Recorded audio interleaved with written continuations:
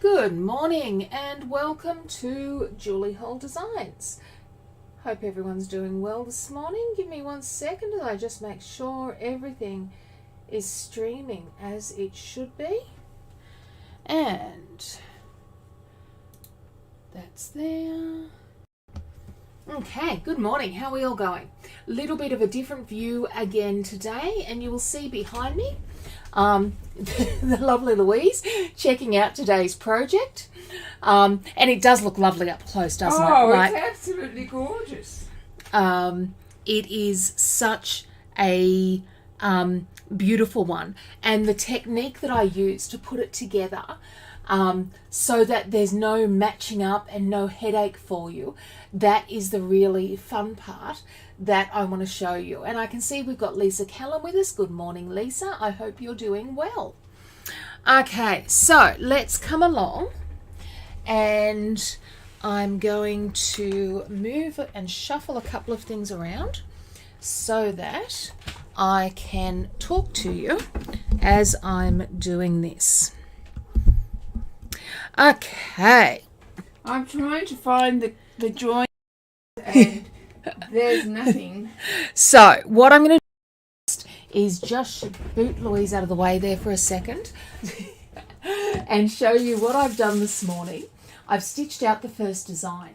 So the one that I've got here, my original, if I take that off, it was done in the 12-inch hoop. So it's 12 inches across. This one is going to be done in the 7-inch hoop. So it's going to be a little bit smaller, but it's still going to have that great look. And I'm actually thinking about turning them into a triptych. So this is a triptych, a 3-piece. Oh, okay. So this is what I've stitched everybody out. else who doesn't know what that is. Okay, sorry. So this is what I've stitched out already this morning, and that's just the first design, and I've stitched it out with mylar underneath it, which is exactly what I'm going to show you what I'm doing now. So the trick to these designs is that they really must be done in order. So you stitch design 1, then you stitch design 2, then design 3. It's got to be in that order.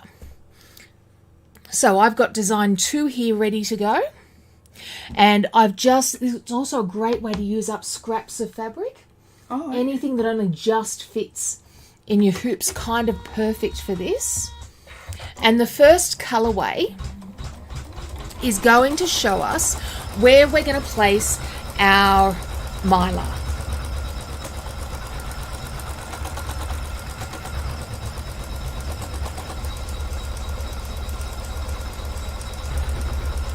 And I can see we've got Shaz Jualis with us and Rosalind Preston. Good morning to both of you. I hope you are having a lovely morning. So it's only actually white fabric. It is only white fabric. Oh my goodness. And yeah, crappy cotton, white fabric, leftovers. I mean, you could use a really pale blue underneath it and have it like appearing like sky. Okay, so anybody who hasn't used iridescent embroidery film or mylar, you will notice that I've put up a link in the bio for this class where you can purchase it. We, of course, sell it. Huge shock.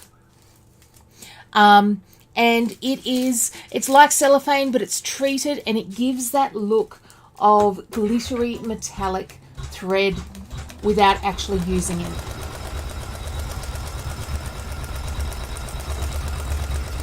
So if you were to put it onto a jacket or something like that, Yeah. could you hand wash it?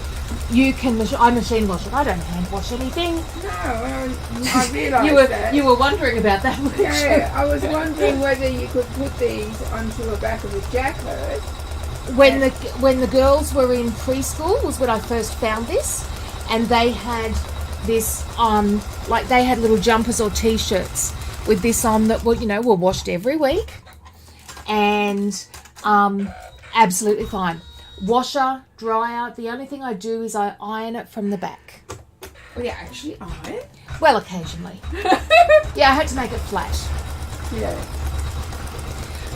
And then I'm going to go on and we're going to stitch colorway 3, which is all the white background pieces. So I'm leaving the mylar in here until I get to the end of the colourful stitching. Okay. Now, while we're doing that, what I want to do is come through and show you how I'm then going to prep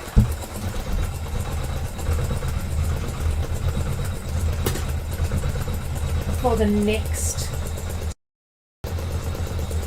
And what I'm going to do is I've got my first piece here, and then I can take off my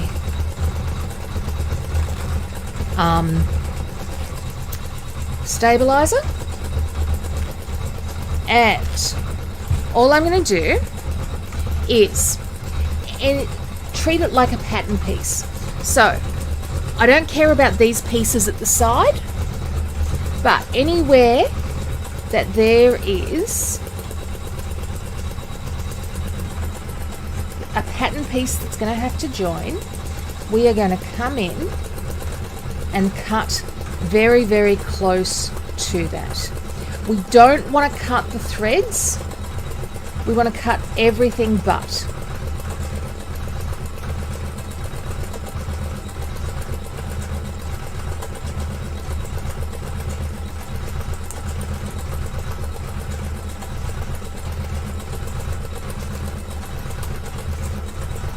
And the better a job you do on this, the better your final project is going to look, because it's going to allow you to come through and join it up better and better.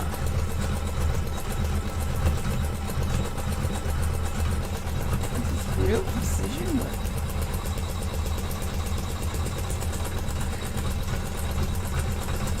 Oh, but the magic of when I put it together makes it so worth it.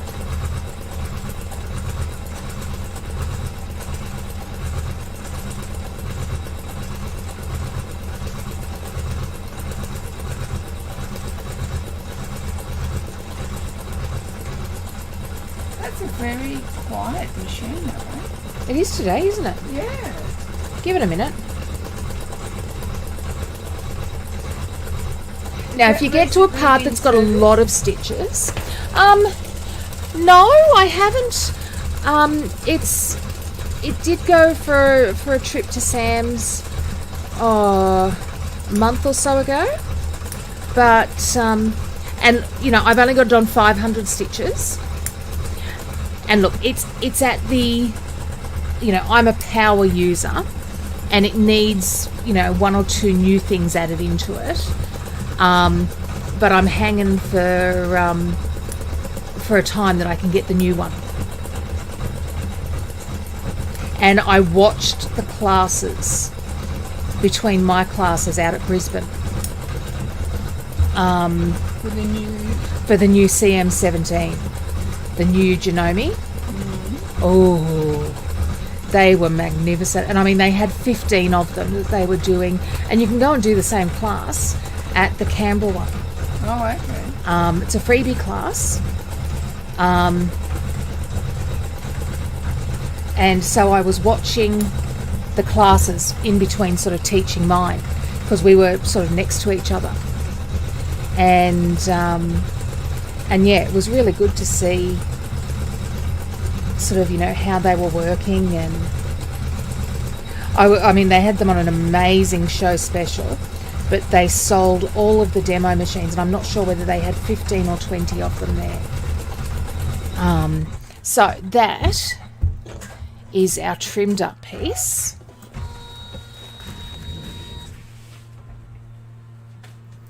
And now I just come over here and I'm ready for my first colour of leaf. Now I've gone, I think, kind of interesting colours for these, and I'll show you what I mean.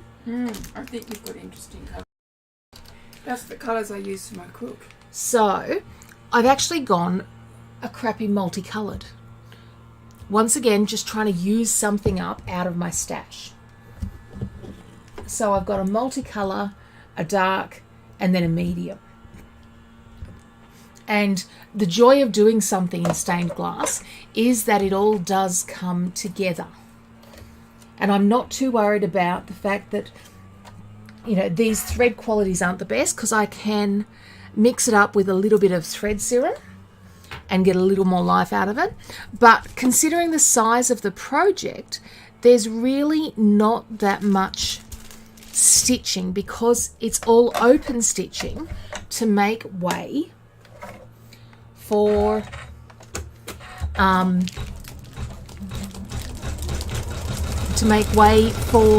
the mylar to show through.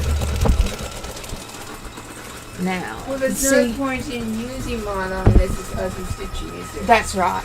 Oh, we got Doris Elder. Thank you for joining us, Doris, and Paula Bowie, and Gail Z from Townsville. Thank you for joining us. I have a map, and Townsville's actually on it at the moment. I'll show you what I mean. Oops. Okay, so this is a map that I made up or printed out yesterday, and because hubby and I booked yesterday morning, let me see if I can find this camper van for a 1 month holiday next year. So, and my darling husband's sat there and said, okay, so we're going to start where? And he said, and we'll end up with divorce. So we've got a start and an end point. So yes, I sat there yesterday, and of course, so we're going to start in